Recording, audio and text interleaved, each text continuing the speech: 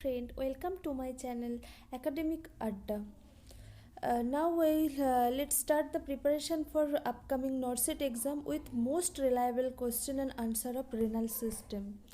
हमको पता है हर साल रेनल सिस्टम से बहुत ही इम्पोर्टेंट सवाल आता है, तो हम आज वही क्वेश्चन आंसर का सेशन स्टार्ट करते। तो मेरा जो पहला क्वेश्चन है वो है, the nurse developing a teaching plan for a client with stress incontinence, which of the following instruction should be included. एक पेशेंट है स्ट्रेस इनकॉन्टिनेंस का, तो जो ऑप्शन दे के रखा है उसमें से कौन सा इंस्ट्रक्शन हमको फॉलो करना चाहिए। जो हमारा पहला ऑप्शन है वो है avoiding activity that are stressful and upsetting. Second option है avoiding coffee and alcohol. Third option है do not wear a girdle. Fourth option है लिमिट द फिजिकल डिस्टॉर्शन। तो पहला ऑप्शन की तरफ हम जाते हैं, avoiding activity that are stressful and upsetting. Stressful activity, ये जो ऑप्शन दे के रखा है, स्ट्रेस इनकॉन्टिनेंस वाला पेशेंट जो इमोशनल स्ट्रेसर वो कभी स्ट्रेस इनकॉन्टिनेंस कॉज नहीं करता। ये मोस्ट कॉमनली क्यों होता है, क्योंकि हमारा जो पेल्विक मस्कुलेचर है वो रिलैक्स हो जाता है। Second option avoiding coffee and alcohol. Coffee alcohol हमको पता है ब्लडर इरिटेंट है, तो ये ऑप्शन हो सकते हैं क्योंकि ये ब्लडर इरिटेट करेगा, उसके लिए स्ट्रेस इनकॉन्टिनेंस हो सकता है। Third option girdle wearing contraindicated नहीं है। Fourth option limit physical distortion. हमको पेशेंट को इनकरेज करना चाहिए ट्रीटमेंट लेने के लिए सही से, ना कि उसका एक्टिविटी लिमिटेशन के लिए। तो इसका ऑप्शन क्या, राइट आंसर क्या है, avoiding coffee and alcohol. Second option, second question में हम जाते हैं। Second question, dialysis equilibrium syndrome can be prevented by. First option giving extra fluid, second giving diuretic, third option shortening the duration of second session and fourth option is shortening the duration of first session. तो पहले हमको ये जानना ज़रूरी है dialysis equilibrium syndrome है क्या, क्यों होता है। Dialysis equilibrium syndrome caused by rapid removal of solute from the body during haemodialysis. Haemodialysis के टाइम इतना रैपिडली वेस्ट प्रोडक्ट रिमूव होता है, उसके लिए क्या पेशेंट में बहुत सारा सिम्टम आ जाता है। यही है डायलिसिस इक्विलिब्रियम सिंड्रोम, जैसे हेडेक हुआ पेशेंट को, वीकनेस वगैरह, ये सब बहुत सारे सिम्टम आता है।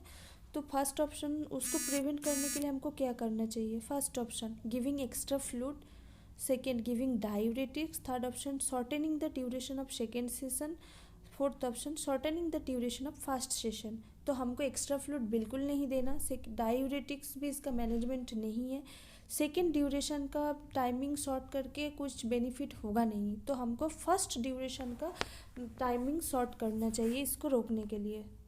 तो इसका राइट आंसर है option 4, shortening the duration of first session. Third question में जाते हैं। Prior to the discharge of a client with cancer of bladder from the hospital, the nurse must do which of the following, select all that apply. First option determine if the client is likely to become suicidal. Second option give a list of client's medication to the client before discharge. Third option instruct the client to update information when medication are discontinued, doses are changed, or new medication are added or changed. Fourth option explain the need to carry medication information with the client at all time. एक bladder cancer का patient discharge हो रहा है hospital से, तो क्या क्या हमको फॉलो करना चाहिए। फर्स्ट ये देखना पड़ेगा, हमको पता है patient safety is the first priority, तो पेशेंट को ये चेक करना है पेशेंट के मन में सुइसाइडल का थॉट तो नहीं आ रहा है। तो first option also correct. Second answer give a list of medication. हम डिस्चार्ज से पहले पेशेंट को मेडिकेशन के लिए पूरा इंफॉर्मेशन देते हैं, इंस्ट्रक्शन देते हैं, तो वही है सेकेंड, ये लिस्ट ऑफ हमको इंस्ट्रक्शन देना है डिस्चार्ज से पहले, तो second option also correct. Third option में क्या बोला है, instruct the client to update information when medication are discontinued, dosages are changed, और न्यू मेडिकेशन आर एडेड और चेंज्ड। ये भी हमको देना है पेशेंट को कौन सा मेडिसिन कंटिन्यू करना है, डिसकंटिन्यू करना है, डोजेज न्यू ऐड करना है, चेंज करना है, ये भी समझाना है। Fourth option, explain the need to carry medication information with the client at all time. Patient को ये भी इंस्ट्रक्शन करना है जो वो मेडिकेशन का जो प्रिस्क्रिप्शन है वो ऑल टाइम पेशेंट साथ में लेके जाए।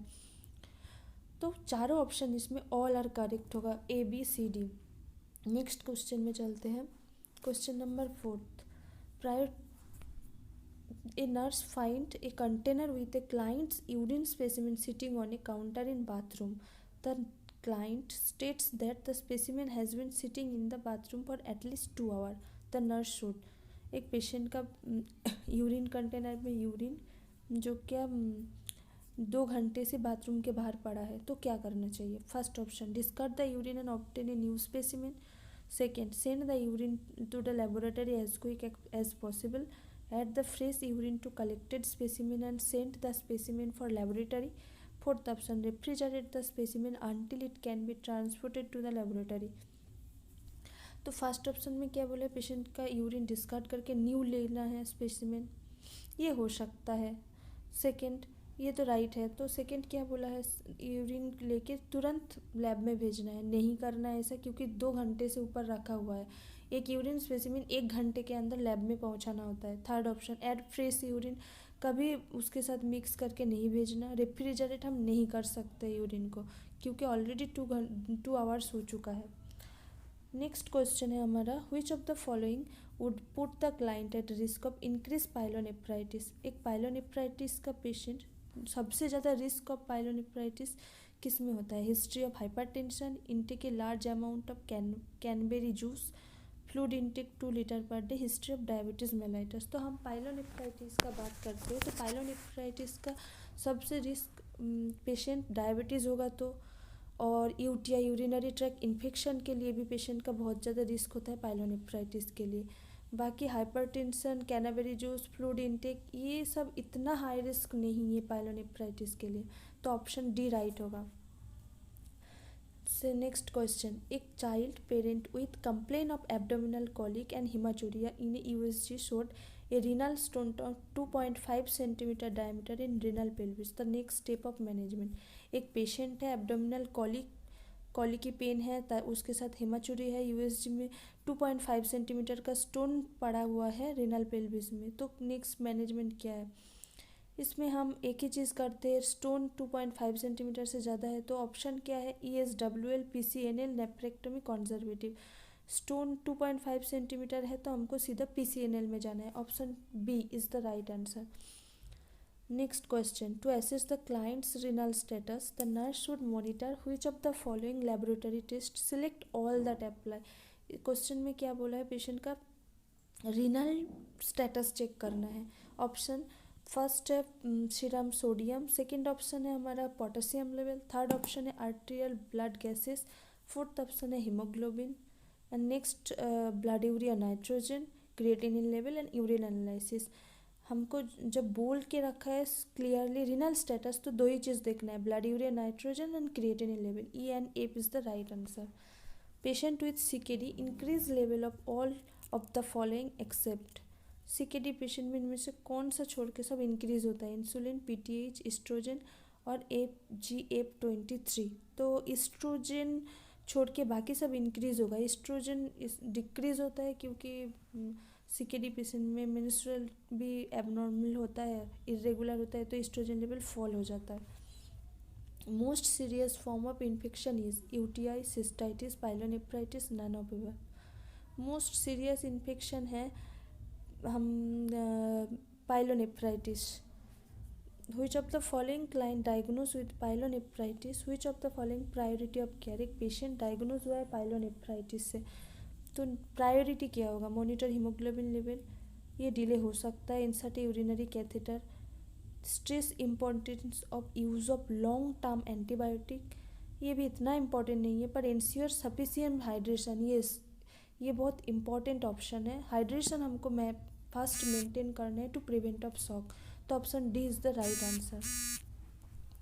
चलो आज हमारा सेशन यहीं तक है, नेक्स्ट डे और इम्पॉर्टेंट क्वेश्चन अबाउट